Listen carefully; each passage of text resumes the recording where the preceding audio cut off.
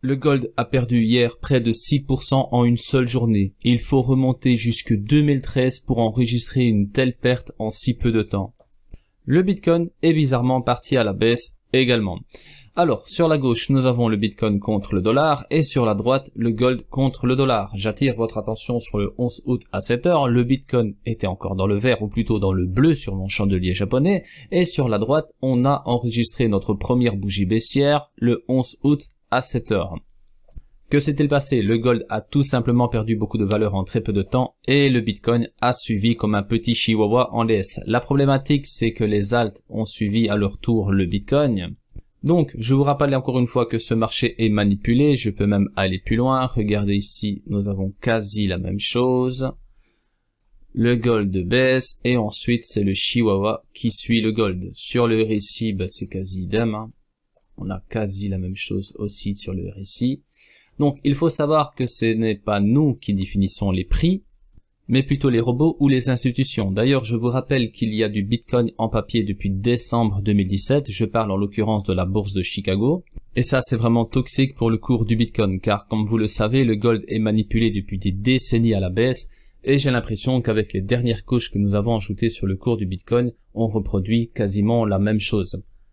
C'est problématique car il y a beaucoup de projets qui émergent dans le secteur des crypto-monnaies et ceux-ci dépendent du Bitcoin car toutes les paires se font principalement à partir du Bitcoin et donc si le Bitcoin perd de la valeur, regardez, on a beau mettre en avant Ethereum, XRP, Dash et beaucoup d'autres, si le Bitcoin perd de la valeur, c'est tout qui part à la cave d'un coup, comme ça, au même moment, instantanément.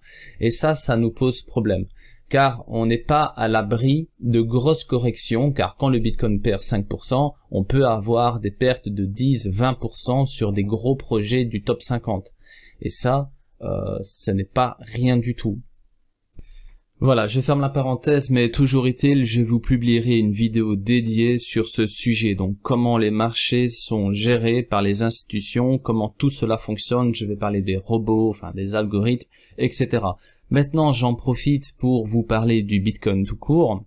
Ok, le gold a perdu de la valeur et le Bitcoin a suivi. D'ailleurs, ça nous rappelle la corrélation du Bitcoin au marché classique. Je parle en l'occurrence du flash crash du mois de mars. Maintenant, je vais rebondir sur la résistance de 11 500 $ que tout le monde avait en tête. Si on zoome cela de plus près, nous allons découvrir des détails très intéressants. Regardez. Tac, je vais zoomer. Je vais encore un petit peu zoomer. Voilà. On remarque que nous avons une grosse résistance étalée sur 3 niveaux. Par exemple, on a dans un premier temps 11 466 $. Ici. Donc c'est un niveau clé de février 2018. Ça fait maintenant plus de 2 ans. On a respecté ce niveau avec une clôture parfaite en dessous ici.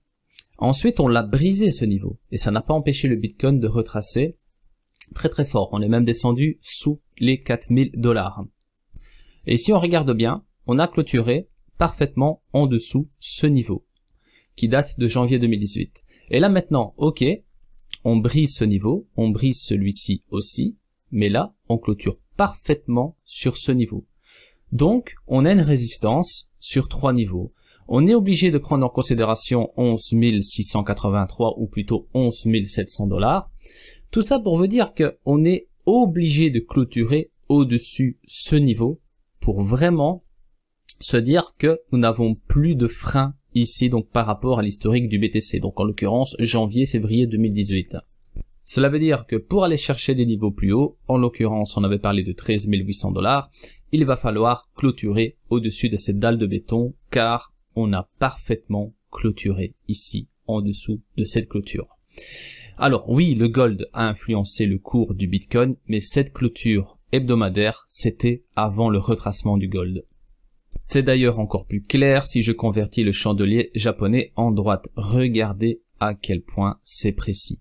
On a ce niveau qui date de février 2018. On bute pile poil contre, gros rejet. Ensuite, on brise celui-ci, mais on bute pile poil contre celui-ci. Alors, ici, on brise celui-ci et ce niveau aussi. Et là, par contre, on vient buter pile poil sur cette petite pointe. Donc voilà, pour moi, on peut pas négliger cette résistance à 3 niveaux. On a un gros rejet ici. Donc le rejet, il est là, même si on n'a pas clôturé, psychologiquement, les vendeurs ont repris la main ici, à partir d'ici plutôt. Donc il va vraiment falloir passer au-dessus 11 700 $ pour se dégager et aller chercher des niveaux plus hauts, en l'occurrence, encore une fois, 13 800 $. Donc, restez prudents et ne vous faites pas avoir avec des astronautes, des fusées, etc. Je sais que les réseaux sociaux sont puissants, ça vous atteint, mais il faut que vous gardiez le contrôle, c'est très important. Ici, on avait énormément de fusées, etc. Il y a des personnes qui ont investi sur le haut des mèches qu'on ne voit pas dans ce graphique, et elles ont vendu malencontreusement ici sur les grands creux. Donc, comme je vous l'ai dit plein de fois, il faut une stratégie d'investissement par palier, même chose à la vente, et surtout, soyez autonome. Merci à toutes et à tous pour votre attention, j'espère que ce format vous a plu, et si c'est le cas, n'hésitez pas de me laisser un petit pouce bleu qui fait toujours plaisir. Au passage, abonnez-vous à ma chaîne pour ne pas manquer mes prochaines micro-analyses, ainsi que mes analyses plus détaillées. Je vous dis à très bientôt. Restez prudents sur le marché.